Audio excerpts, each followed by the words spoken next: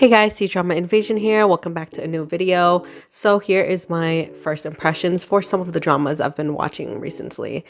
90% of these are K-dramas, just because I don't think there's been a lot of interesting C-dramas that's been dropping lately. But of course, I've been tuning into Royal Feast. So let me give you my little 2 cents on it. And also, I would say that this drama is not for everyone. And if you're in it just for the romance, you probably will be bored or disappointed. But personally, for me and others who really enjoy the story of Yanshi Palace, which I highly recommend, it's super satisfying to even see tiny interactions of the main leads, and also all the callbacks and mini moments, as well as the cinematography. It's just so beautiful, and it reminds me of Yanshi Palace. Color palette, it's subjective, of course. Not a lot of people are into the dull look, but I think it kind of works well with how they're supposed to have a more serious tone to it.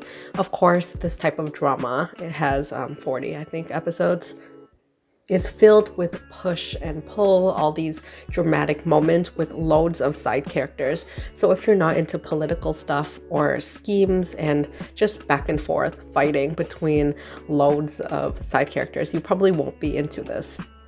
It's not as political as I would say. It's more like melodramatic, those type of harem infighting. However, it's happening at all levels, and since the female lead is a super smart and creative food bureau maid, there's so much competition. However, I definitely love food in general, and seeing all these skills and interesting dishes was really nice. But if you don't have the patience for that and you just want to see this for the romance aspect, I don't think you'll enjoy it. There's also the situation where we know that it's from Mango TV, therefore the subs are out, but it's not 100% accurate. It's mostly done by bots. Of course, you can still watch it and understand like 80% of what's going on. However, there's a lot of translations that are like really weird and jarring, I guess, that can take you out of the story. So if you want the full experience, I would say save it for later and maybe come back in like 2 months or so whenever everything is aired, and maybe someone will pick it up and they'll start resubbing again. As mentioned, what I do like about this is cinematography. I like the costume styling. I know that some people, it's subjective, but I really like the little embroidery detail and how there's like little gold here and there in their accessory. This is a drama that's meant to have this slow type of natural pacing. You have to realize that they're not going to basically get together for a very long time just because they're in different worlds. He's really this powerful character and she's just a lowly maid. So of course there's going to be loads of scandals if they're seen together, and that's why you have loads of episodes where you barely see them together, or you just see like some moments where she's reacting. I'm around the halfway point now, so 20 episodes in. I do think that this is a better show when you binge it. If you're looking for something really big to happen, I guess.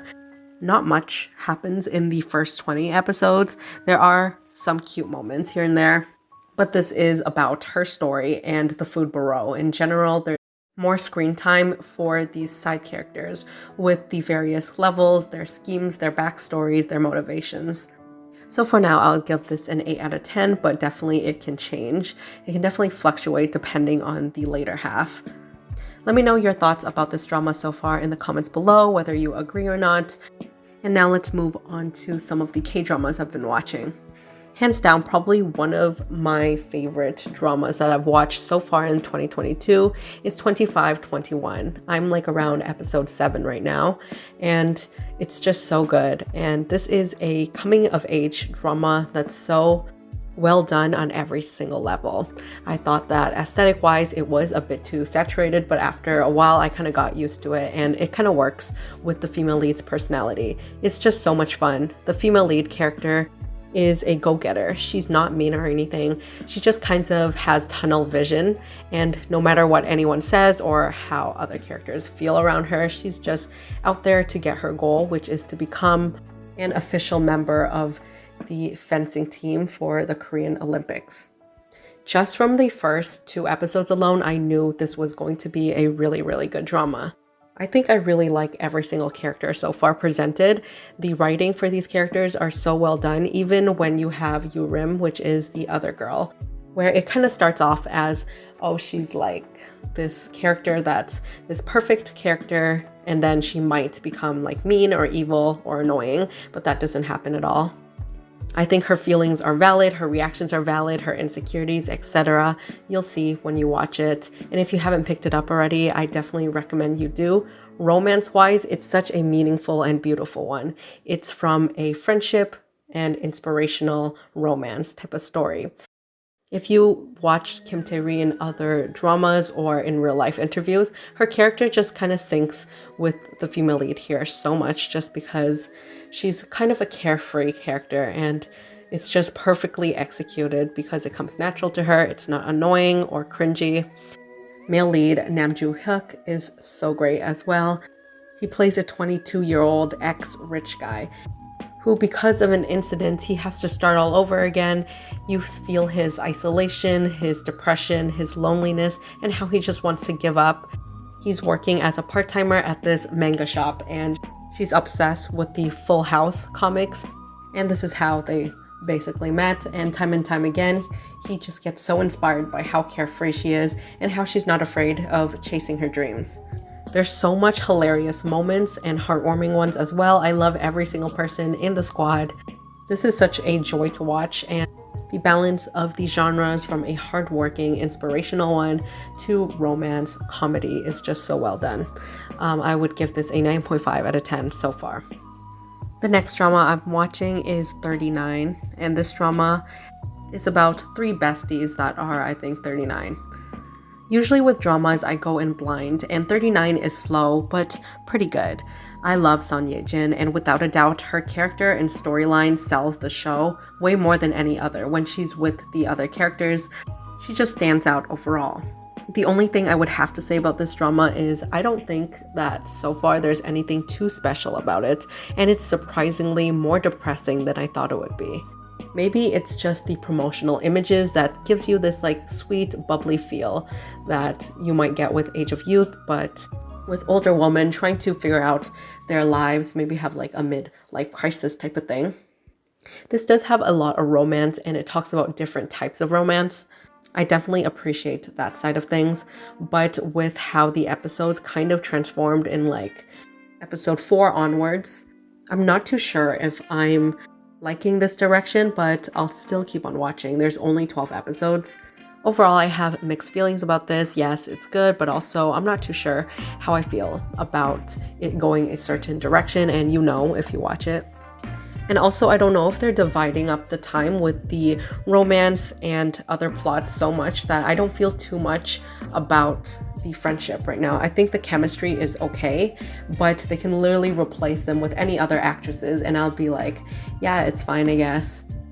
And I feel like if they did that and it's not Son Ye-jin, then I probably would have dropped this drama. I would give this like a 7 out of 10 for now. I also picked up a couple of Korean BL dramas, but I only want to talk about Semantic Error since the other ones I haven't caught up to, and if I do manage to finish them, then I'll leave them in the monthly review video at the end of March or early April. Semantic Error has 8 episodes, and it's a story about two people that are completely the opposite. I went into this just knowing that it was based on a very popular webtoon, so there was a lot of hype around it, and I was so happy to see that it was not cringy, and overall, it was quite good. This is a story about two very opposite personality people that would not mix in the same crowd. It's like the shy guy that's very stoic and stern. All he cares about is academics and school, basically, and the other character, which is super sociable. He's funny, he's handsome, and he's popular.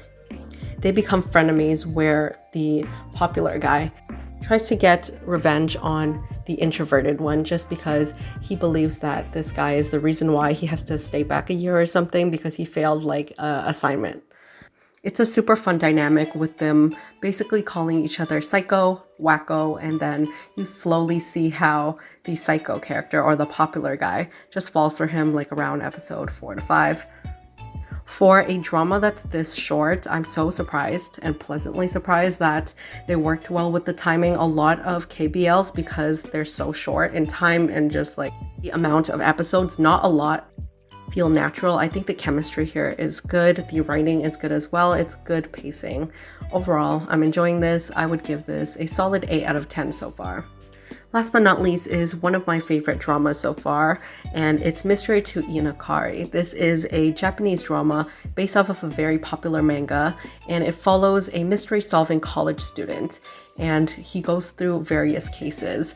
At the very first episode, I was completely hooked with the way they presented this.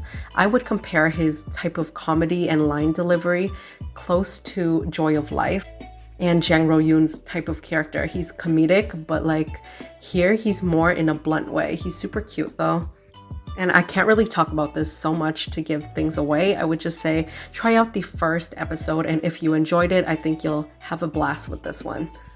It's a super fun way, I think, that's like a twist to the mystery genre. Suda Masaki's acting is just perfection here. When you're watching it, you never fall into that over-the-top comedy cliche. Instead, it feels natural to his character, and it makes it even more funny with how others react around him. And that's it for this video. I might make another video on other K-dramas I'm watching as well. I usually tend to make it around 6 to 7 episodes in, the halfway point, I guess. And right now I'm watching A Business Proposal, Military Prosecutor Doberman, and I'll probably pick up some other K-dramas and C-dramas when they come out. So make sure to subscribe and turn on notification bells to all so you don't miss out on future updates, and leave a comment of your thoughts down in the description box below. Give this video a big thumbs up, and if you want to support my channel out even more, then I highly appreciate it if you check out my Ko-fi page. Links in the description box below, and I'll see you guys in the next video. Bye.